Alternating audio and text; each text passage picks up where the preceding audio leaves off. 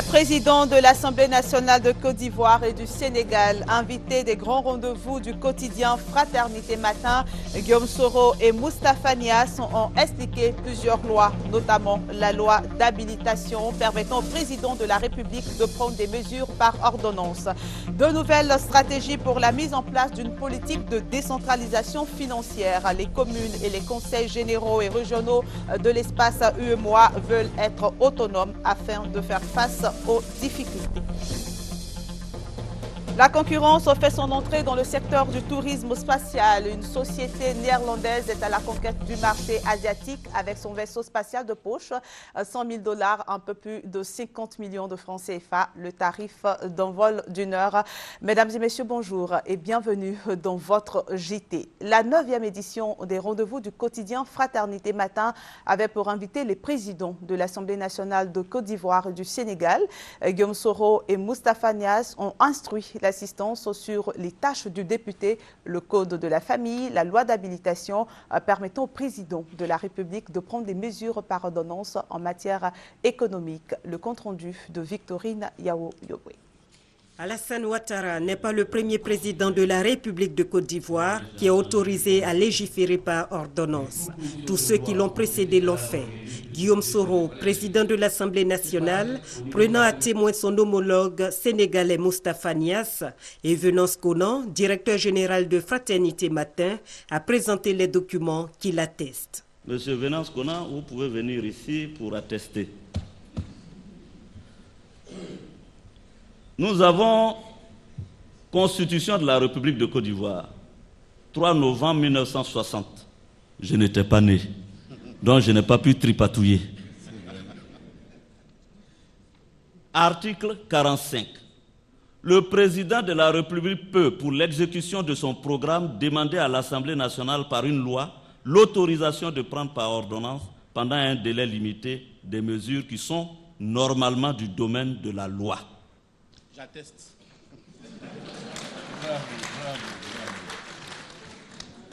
Constitution 1960. Mais ce n'est pas fini. 11 janvier 1995, article 11. Le président de la République est autorisé à prendre par ordonnance pendant la gestion 95 des mesures qui sont normalement du domaine de la loi. Henri Conan Bédier. Constitution actuelle. Le président de la République est autorisé à prendre par ordonnance au cours de l'année 2001 des mesures qui sont normalement du domaine de la loi. Ce n'est même pas spécifié que c'est la gestion. C'est signé Laurent Gbagbo. Alors pourquoi la polémique pendant des mois en Côte d'Ivoire? Dans la loi de finances, quand le ministre de l'économie et des finances vient devant l'Assemblée, déjà, dans la loi, il y a un article qui dit pour la gestion du budget de l'année, le président peut prendre une ordonnance. L'Assemblée nationale, le mandat a échu en 2005.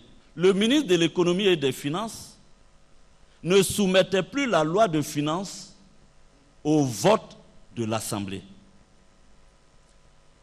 On adoptait la loi de finances par ordonnance. Donc il aurait été redondant, déjà que la loi de finances est adoptée par ordonnance, d'inscrire dans l'ordonnance que le président peut prendre une ordonnance. C'est pourquoi cet article des dispositions spéciales a sauté. Et comme ça a sauté depuis 2003, quand on est revenu à la normalité et qu'on a décidé que désormais la loi de finances est votée par l'Assemblée nationale, ça a échappé à ceux qui ont élaboré la loi de finances de réintroduire dans les dispositions spéciales l'article 11. Donc, quand le président de la République et nous-mêmes avons constaté cette anomalie, pour la redresser, le président a sollicité l'Assemblée pour le vote de la loi d'habilitation. C'est tout. Voilà qui met un terme à cette polémique. Dans quelques heures, les 215 369 candidats du bac seront fixés sur leur sort. Les résultats du bac seront connus. Jusqu'à présent, les résultats des 2 examens livrés sont nettement mieux que ceux de l'an dernier. Le CEP avec 67,03%, le BEPC avec 40,17%. Il ne reste plus que les résultats du bac, dernier diplôme du secondaire pour couronner cette série de résultats. Le premier salon du porc et produits dérivés se tiendra très bientôt en Côte d'Ivoire. Ce sera l'occasion, selon le ministre des Ressources animales et halieutiques, qui a donné l'information, de faire la promotion des produits porcins et de relancer la filière qui a connu de nombreuses difficultés. Hugues Hervé Blé revient sur l'état actuel de la filière porcine et sur les efforts entrepris par le gouvernement. La peste porcine qui a conduit à l'abattage de 60% du cheptel en 1996 et les différentes crises socio-politiques de 1992 à 2012 ont été des moments difficiles pour la filière porcine en Côte d'Ivoire. Fini les crises, la redynamisation est en marche. Un plan de relance était nécessaire d'un coût global de 4,8 milliards de francs CFA. Nous allons parler dans le cadre de ce plan du renforcement des capacités des acteurs et de l'assistance technique qu'il faut donner à tous les producteurs dans le secteur porcin. Le plan de relance de la filière porcine avec des moyens qui ont besoin d'être renforcés, les solutions aux préoccupations des 1500 éleveurs en quête notamment de financement. Il en sera question au cours des premières journées promotionnelles le 17 et 18 juillet. Seront également évoqués les moyens mis en œuvre pour protéger la santé du consommateur. La viande de porc est parmi les viandes les meilleures, c'est ce que je peux dire, c'est d'abord la viande blanche. À notre niveau ici, nous contrôlons, n'est-ce pas, la viande. Il y a des vétérinaires qui font ce contrôle-là.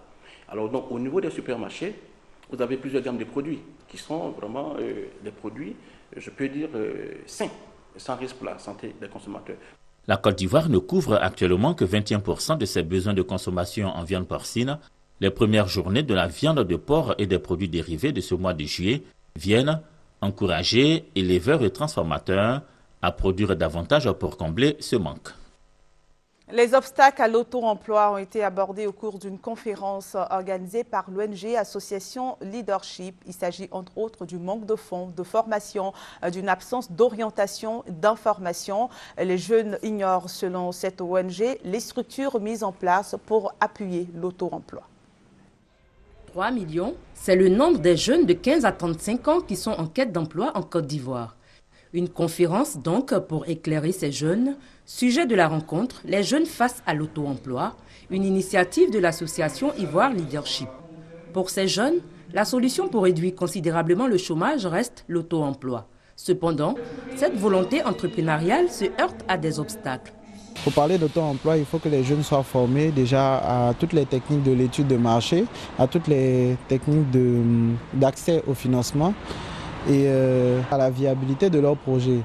Pour les responsables de l'ONG, certes, les difficultés énumérées sont réelles, cependant, elles ne constituent pas le plus grand obstacle qui demeure le manque d'information et d'orientation. Les structures mises en place à cet effet ne sont pas fréquentées par les jeunes. Il faut informer les jeunes sur l'entrepreneuriat. Les jeunes ne sont pas informés et ils ne vont pas à la recherche d'informations aussi. Nous savons qu'aujourd'hui, le gouvernement donne une perspective d'introduire les jeunes à l'entrepreneuriat. Et nous, aujourd'hui, nous venons expliquer aux jeunes comment monter un projet, comment gérer leurs idées et comment obtenir le financement. Créée en 2008, l'association Ivoire Leadership mène régulièrement des actions de sensibilisation et d'information dans le milieu des jeunes en Côte d'Ivoire.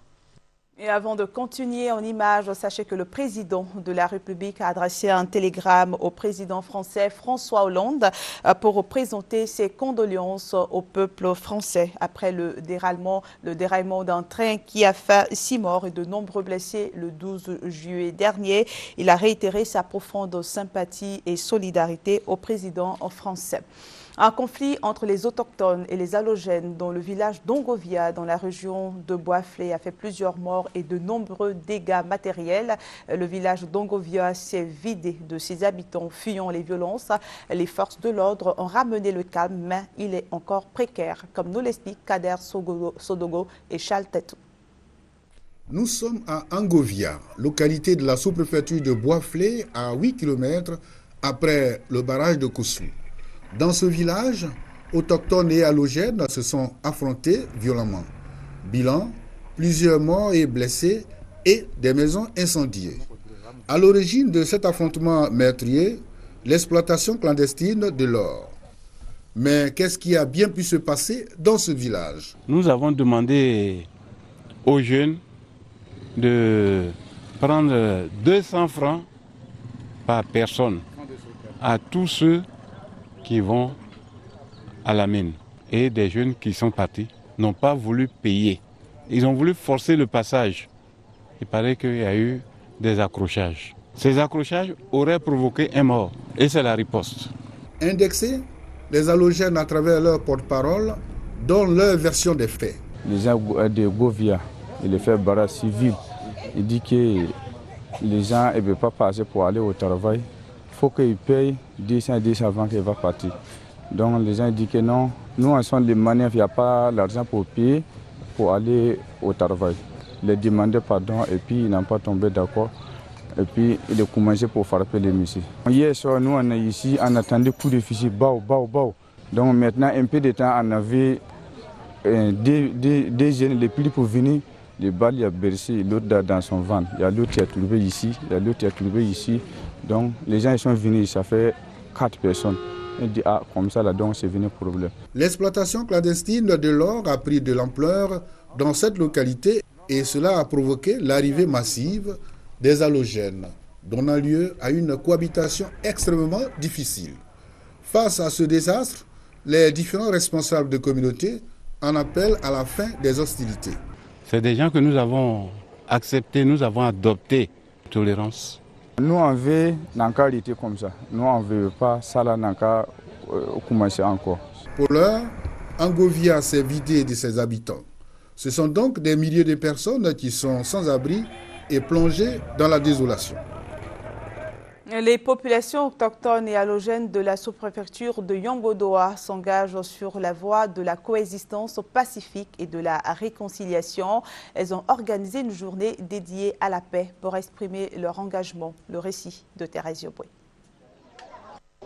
Respecter les us et coutumes, reconnaître l'autorité des chefs, se parler avec courtoisie, recourir toujours aux autorités en cas de conflit, avoir des rapports justes et sincères, s'entraider, préserver la cohésion sociale par tous les moyens sont, entre autres, les points sur lesquels les populations se sont engagées pour une coexistence pacifique à Niagbodounoua. L'initiateur de cette journée, Trabikwe Jean-Brice, sous-préfet de Niagbodounoua, a insisté auprès de ses administrés afin que ces engagements pris ne demeurent pas de simples mots, mais qu'ils se traduisent dans le comportement quotidien de chacun afin de garantir la paix et le développement de Niagbodounoua. La représentante locale de l'ONG Sœurs for Common Ground a salué l'initiative du sous-préfet de Niagbodounoua. Elle a exhorté les populations à être des modèles pour les communautés des autres localités. Une communication sur la nécessité de la cohésion sociale a été faite auparavant par le secrétaire général de préfecture, Blé Pépé Joseph. Quant aux magistrats Diallo Oumar et Alou Boigny, ils ont expliqué la loi sur le foncier rural et la nécessité d'immatriculer les terres pour éviter à l'avenir des conflits fonciers récurrents dans la région. Les ressortissants des pays membres de la CEDEAO se mobilisent pour la paix et la réconciliation en Côte d'Ivoire, regroupés au sein de l'UREM CEDEAO, Union des ressortissants membres de la CEDEAO. Ils ont élu un porte-parole en la personne de Laurent Yacoubi Aonoma, président de la communauté togolaise en Côte d'Ivoire.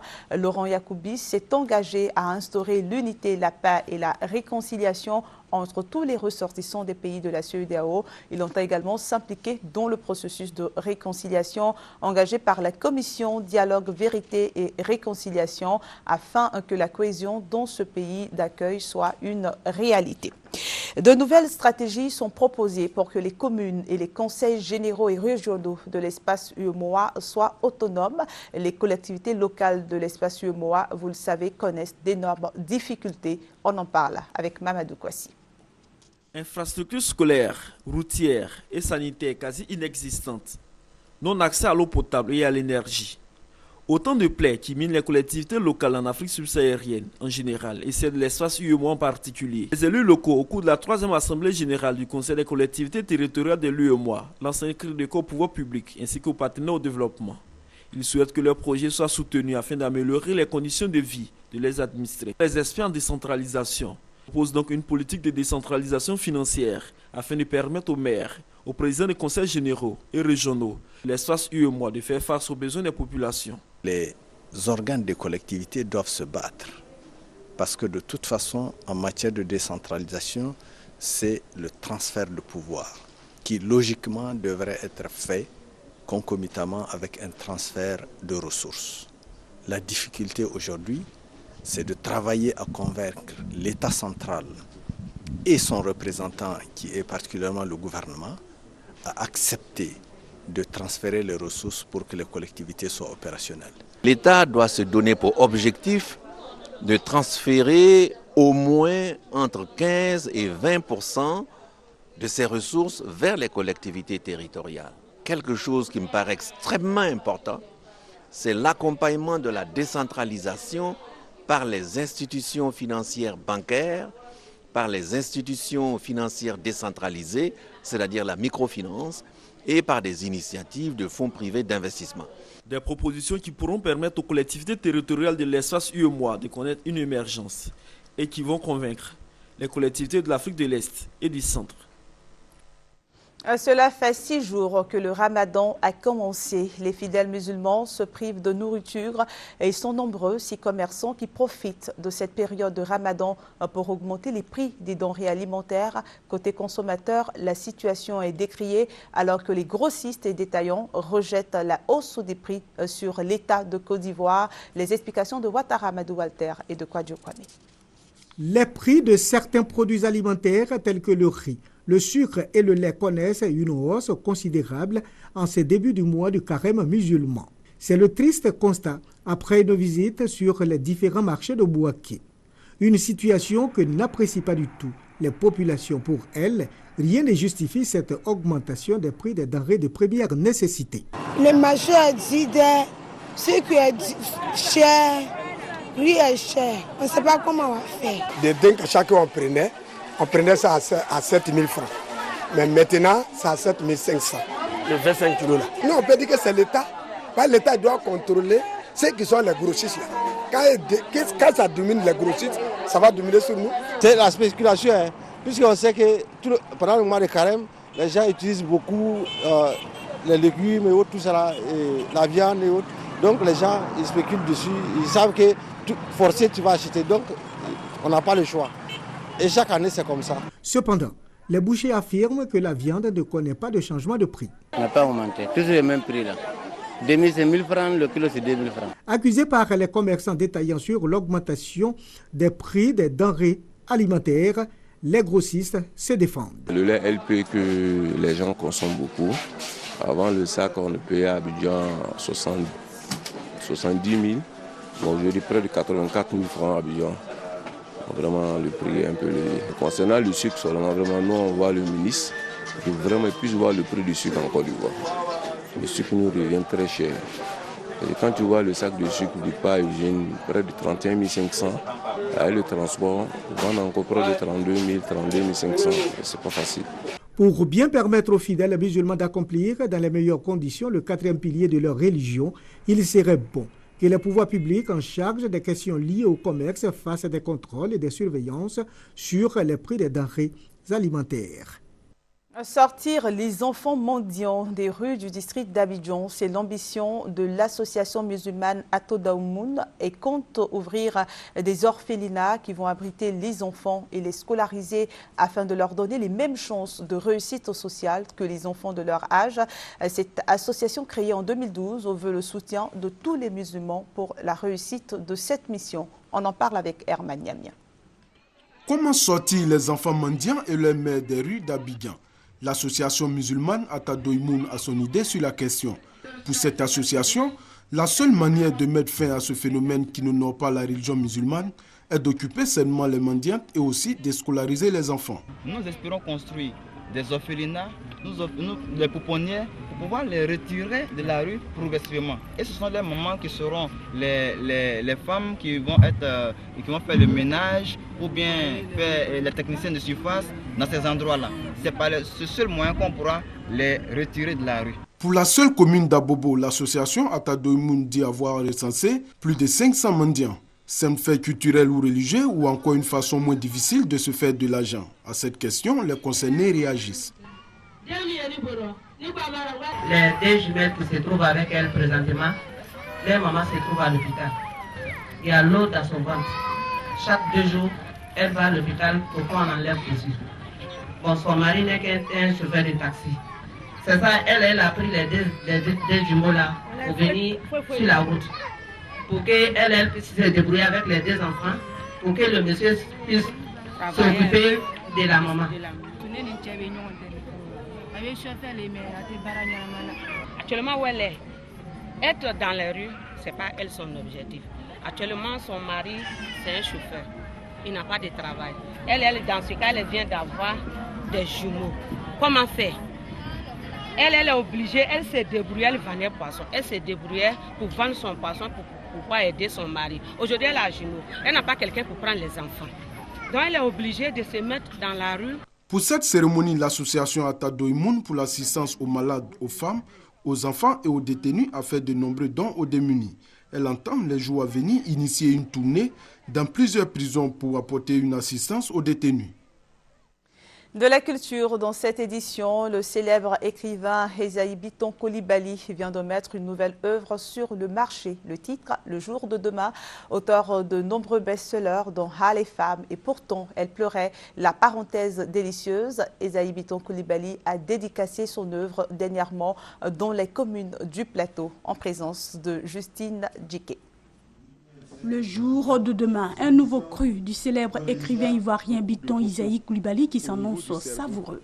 Ces thèmes de prédilection y sont évoqués à souhait. Ce roman, c'est surtout mes 3 thèmes, c'est-à-dire le thème du pouvoir. Le thème du pouvoir, on le trouve ici avec les rumeurs, parce que les rumeurs déstabilisent, les rumeurs tuent, les rumeurs cassent le développement d'un pays. Il y a aussi la lutte contre la pauvreté.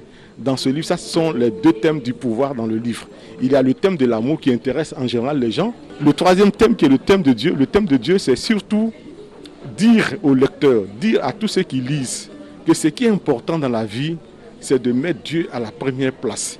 Le jour de demain, un roman de 276 pages et 16 chapitres, écrit dans un style simple, clair, concis et rapide, s'arrache déjà comme de petits pains, confirmant ainsi que l'auteur Biton Esaïe Coulibaly est le mieux vendu en Côte d'Ivoire. J'aime vraiment ses écrits parce qu'il parle des réalités que vivent les femmes. Il y a un de ces livres qui m'a véritablement incité à la lecture, qui est La puissance de la lecture. Et il faut dire qu'en Afrique, c'est vrai qu'on a une culture qui est très riche, une culture qui est orale, mais c'est d'autant plus enrichissant de découvrir un peu plus les mystères de nos cultures dans les livres et de découvrir également par une certaine facilité de rédaction des auteurs africains, des auteurs ivoiriens qui font montre de leur savoir et qui inculquent assez de notions éducatives à tous ceux qui aiment le livre. La preuve, il décroche à plusieurs reprises le prix Librairie de France de la meilleure vente. Le jour de demain, suite et fin du roman, et pourtant elle pleurait, l'auteur ne saurait le dire. Mais ce nouveau roman donne une seconde vie au héros du précédent roman, Bob William, et se présente comme un clin d'œil à l'Afrique des défavorisés. Un livre spirituel qui emprunte le chemin du monde pour se faire comprendre, dira en substance le critique littéraire Tabaïs Seclair. Biton Esaïe Coulibaly entend contenter très prochainement les adolescents. Et on s'intéresse maintenant à la religion. La mission internationale d'évangélisation des régions de San Pedro, de la Nawa, du Boclé et du Lodibois vient d'installer son évêque. La cérémonie s'est déroulée au centre municipal de San Pedro et il a promis d'accomplir sa mission avec la crainte de Dieu, nous dit Thérèse Yoboué. Ngota Kwadio Rémi est le nouveau guide de la mission internationale d'évangélisation des 4 régions du pays, San Pedro, Nawa, Boclé et Lodibois. Il a été installé dans la joie par le guide spirituel de cette confession religieuse, Paul Simplice. Il a demandé au nouvel élu d'être à la fois gardien, surveillant et protecteur de ses fidèles. On ne l'a pas fait par faveur parce que nous sommes des amis. Nous l'avons fait parce que c'est des hommes qui sont véritablement assis et des hommes compétents, intègres. Quant au nouveau oint de Dieu, il a promis d'accomplir sa mission avec la crainte de Dieu. C'est une charge et qu'on est obligé de charger parce que c'est le Père qui nous envoie. Et c'est l'ordre suprême du Seigneur d'aller partout faire de tout le peuple ses disciples. Lecture biblique, chants et danses ont marqué la cérémonie. La mission internationale d'évangélisation est créée il y a 25 ans dans la sous-préfecture de Saïwa. Elle compte 210 églises à travers tout le pays, 11 000 fidèles. En Égypte, partisans et détracteurs du président islamiste déchu Mohamed Morsi ont appelé à de nouvelles manifestations aujourd'hui au Caire, alors que la formation définitive du gouvernement intérimaire devait être annoncée dans la semaine. Par ailleurs, au moins 3 personnes ont été tuées et 17 blessées ce matin dans l'attaque par des hommes armés d'un bus. La justice égyptienne a décidé le gel des avoirs de 14 responsables islamistes dans le cadre de l'enquête sur les violences sanglante des 2 dernières semaines. Et puis sachez qu'Abdou Diouf, secrétaire général de la francophonie, qui suit avec la plus grande attention la situation en Égypte, a décidé, conformément aux dispositions pertinentes de la déclaration de Bamako, de l'envoi d'une mission d'information et de contact au Caire du 16 au 20 juillet 2013. Cette mission, composée de hautes personnalités francophones, sera conduite par M. Kibafori Guillaume, président de l'Assemblée nationale de la République de Côte d'Ivoire. L'objectif de cette mission est de recueillir les informations pertinentes pour le secrétaire général et les instances de la francophonie suite aux événements survenus en Égypte le 3 juillet dernier. Vous voulez faire un tour dans l'espace, il vous faudra débourser un peu plus de 50 millions de francs CFA. C'est un prix fortement réduit. La concurrence fait son entrée dans le tourisme spatial. Une société néerlandaise s'est installée à Hong Kong pour conquérir le marché asiatique. Les premiers vols sont prévus fin 2014. Le tourisme spatial n'échappe pas aux lois de la concurrence. Une société néerlandaise s'est installée à Hong Kong, espérant conquérir le marché asiatique. Voici la petite merveille, un vaisseau spatial de poche digne de James Bond, capable de vous conduire à 103 km au-dessus de la Terre. Un vol suborbital d'1 heure qui vous coûtera 100 000 $, presque du low cost comparé au prix du billet chez Virgin, l'un de ses principaux concurrents, 250 000 $. C'est l'aventure de votre vie. Vous montez dans un petit vaisseau spatial qui s'appelle le Lynx. Il y a un pilote et un passager. C'est comme si vous étiez le copilote. Vous décollez d'une piste, comme dans un avion normal, mais tout de suite, vous êtes à la verticale, dans le ciel. Au bout d'une minute, vous passez le mur du son et en 3 minutes et demie, vous vous retrouvez dans l'espace. Les premiers vols sont prévus fin 2014. Si la société a pu réduire les coûts, c'est que ce vaisseau n'a pas besoin de lanceur et qu'il pourra être réutilisé 5000 fois, contrairement à ses concurrents. 250 billets ont déjà été vendus. Quand il a appris la nouvelle, cet ouvrier à la retraite n'a pas hésité une seconde à casser sa tirelire. C'était au journal télévisé le 8 avril 2011. Ce jour-là, c'était mon jour. J'ai dit oui, j'y vais et je l'ai fait. Mais avant de partir, le futur astronaute de 54 ans se soumettra à un entraînement pour préparer son corps à la force gravitationnelle et à l'apesanteur. Mieux vaut à ce prix-là ne pas tourner de l'œil pour savourer chaque minute de ce vol inoubliable. Et après un tour dans l'espace, on revient en Côte d'Ivoire avec la fin ce week-end du championnat national de football de première division. La 26e journée, l'Africa Sport d'Abidjan et l'UFC de Bassam se sont séparés sur le score de 1 but de part et d'autre. Le compte rendu de Cathy Touré. Après plusieurs soubresauts dans leur rang durant la saison, les joueurs de l'Africa Sport d'Abidjan, qui du reste ont réussi à se maintenir en première division, tiennent à aller en vacances en beauté. Mais l'UFC Bassam a les mêmes ambitions. Une première période vierge avec toutefois de belles occasions. Tout se joue en seconde partie. La première réalisation est pour l'Africa et c'est Adebayo Olaoulou qui est de service. Attention dans le dos de la défense. Bassam. Oh, bien joué. L'avantage des Verts et Rouges est rattrapé par Bassam grâce à cette faute de main. La dernière tentative peut-être. Et le pénalty. Bombo Kofi prend à contre-pied le portier de l'Africa et assure la parité au score. 1-1. L'USC Bassam et l'Africa Sport d'Abidjan conservent leur 8e et 9e place à l'issue de la dernière journée de ce championnat, bouclé de main de maître par le CW Sport de San Pedro pour la 2e fois consécutive. Et pour terminer, sachez que la Jeune Chambre internationale Abidjan Lagune célèbre depuis la semaine dernière son 20e anniversaire. Le thème « Quelle vision du gouvernement pour repositionner l'école ivoirienne ?» Le directeur de cabinet du ministre de l'Éducation nationale et de l'enseignement technique, Cabran Assoumou, a rassuré les membres de cette organisation que l'école ivoirienne se porte plutôt bien. Plusieurs activités vont meubler cette célébration. Il s'agit des dons et des campagnes de sensibilisation sur le paludisme dans les quartiers précaires. Et je le rappelle, la Jeune Chambre internationale est une organisation non gouvernementale qui a pour mission d'offrir des opportunités de développement aux jeunes. Et c'est la fin de ce journal. Merci de votre attention. Que votre étoile brille toujours et partout.